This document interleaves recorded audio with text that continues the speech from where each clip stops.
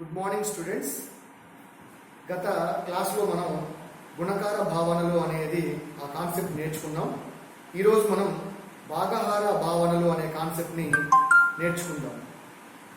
So భాగహారం అనేది చతుర్విధ ప్రక్రియల్లో నాలుగవది.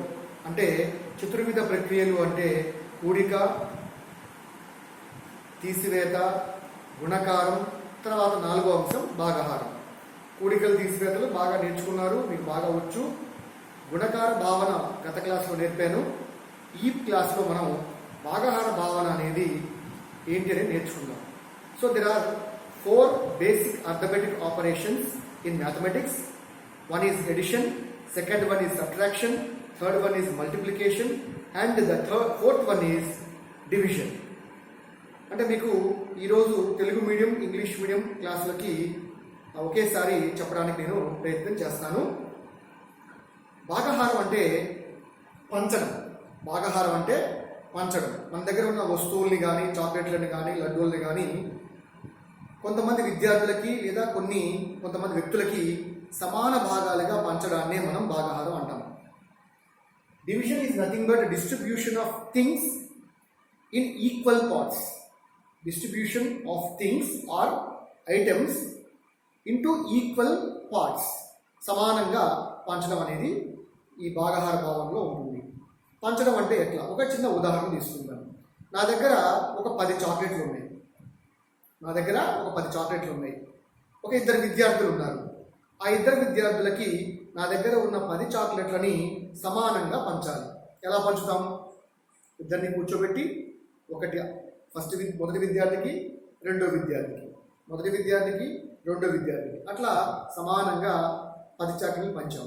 అప్పుడు ఒక్కొక్క విద్యార్థి దగ్గర ఎన్ని ఉంటాయి? వెరీ గుడ్, 5 ఉంటాయి. మొదటి విద్యార్థి దగ్గర 5, రెండో విద్యార్థి దగ్గర కూడా 5 చాక్లెట్లు ఉంటాయి. అదేవిధంగా నా దగ్గర 20, గమనించండి జాగ్రత్తగా, నా దగ్గర 20 లడ్డూలు ఉన్నాయి. 5 విద్యార్థులు ఉన్నారు. నా దగ్గర 20 లడ్డూలు ఉన్నాయి, 5 విద్యార్థులు ఉన్నారు. ఈ 20 లడ్డూల్ని 5 విద్యార్థులకి సమానంగా పంచాలి. మొదట 1, 2, 3, 4, 5 5కి ఒక్కొక్కటి పంచేసాను. తర్వాత నా దగ్గర ఉంటాయి, ఇప్పుడు 20లో 5 ఇచ్చేసాను కదా, 15 ఉంటాయి. ఈ 15ని మళ్ళీ 1, 2, 3, 4, 5గా పంచాను. ఇప్పుడు నా దగ్గర 10 లడ్డూలు ఉంటాయి. ఇప్పుడు ఈ 10 లడ్డూల్లో మళ్ళీ 1, 2, 3, 4, 5గా 5 విద్యార్థులకి పంచాను. ఇప్పుడు నా దగ్గర 5 ఉంటాయి. ఈ 5 లడ్డూల్ని 1, 2, 3, 4, 5గా 5కి పంచాను. ఇప్పుడు నా దగ్గర ఎన్ని ఉన్నాయి? నా దగ్గర లడ్డూలు లేవు, అయిపోయాయి, అందరికీ పంచేశాను. ఇప్పుడు ఒక్కొక్కరి దగ్గర ఎన్ని లడ్డూలు ఉంటాయి? Very good children, very good. 4, 4, 4, 4, 4 5 దగ్గర 4, 4, 4 సమానంగా ఉంటాయి. సో ఇప్పుడు మీకు కాన్సెప్ట్ అర్థమైంది కదా. పంచడం, నా దగ్గర ఉన్న వస్తువుల్ని లేదా లడ్డూల్ని లేదా చాక్లెట్లని లేదా బిస్కెట్లని ఉన్న విద్యార్థులు ఎంతమంది ఉంటే అంతమందికి సమానంగా పంచడం. ఈ సమానంగా పంచడాన్నే మనం భాగహార భావన అంటాము. This is called concept of division.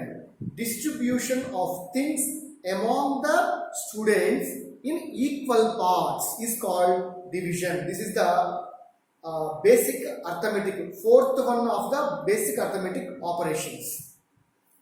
దీన్ని తెలుగులో మనం ఆవర్తన వ్యవకలనం అంటాం.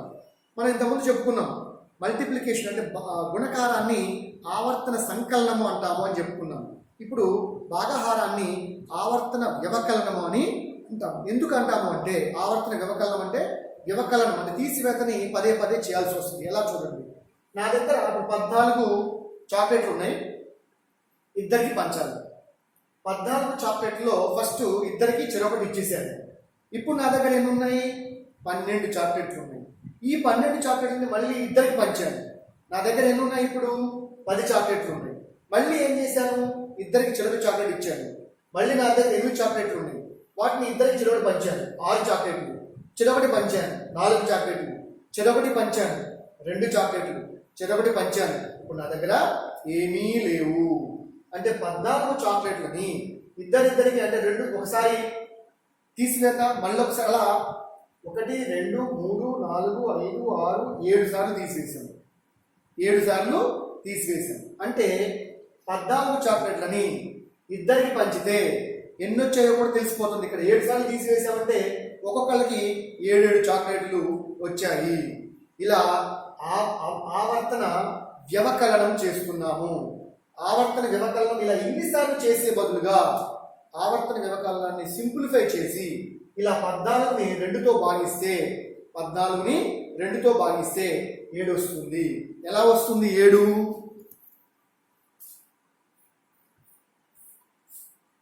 2తో నా దగ్గర అంటే ఇద్దరు విద్యార్థులకి 14 చాక్లెట్లు పంచాను కదా.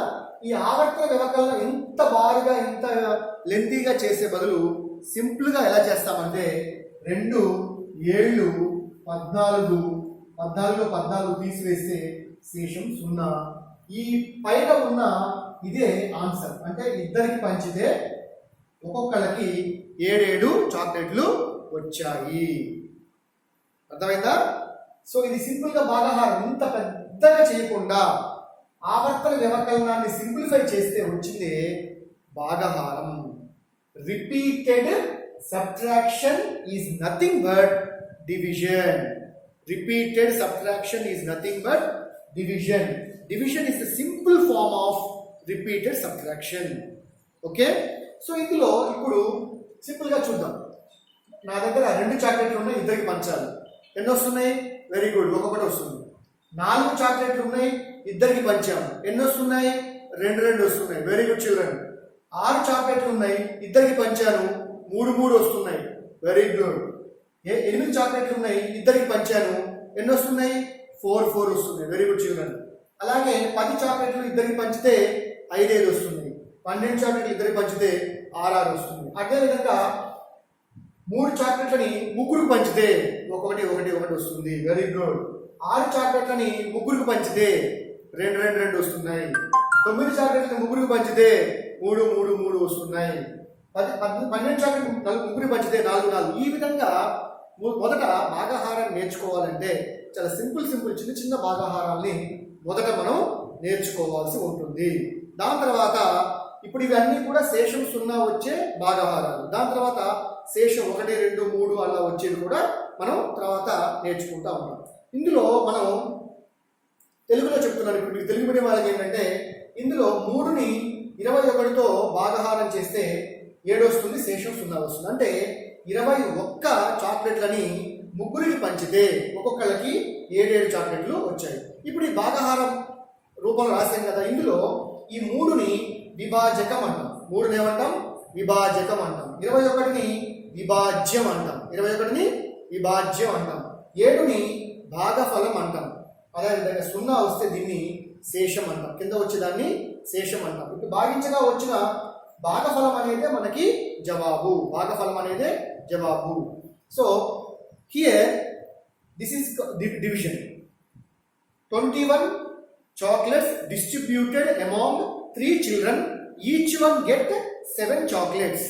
So 3 is called divisor, 21 is called dividend, 7 is called quotient, and 0 is called remainder. Okay, divisor, dividend, quotient and remainder, these are the names of the division. Okay, thank you children. ఇదే విధంగా మీరు మిగతా భాగాహారాలని అంటే చిన్న భాగాహారాలు నేర్చుకోండి. దాని నుంచి కొంచెం క్లిష్టమైన భాగాహారాలు నేర్చుకోండి. చాలా ఈజీగా మీకు భాగాహారం అనేది తెలుస్తుంది. Thank you children.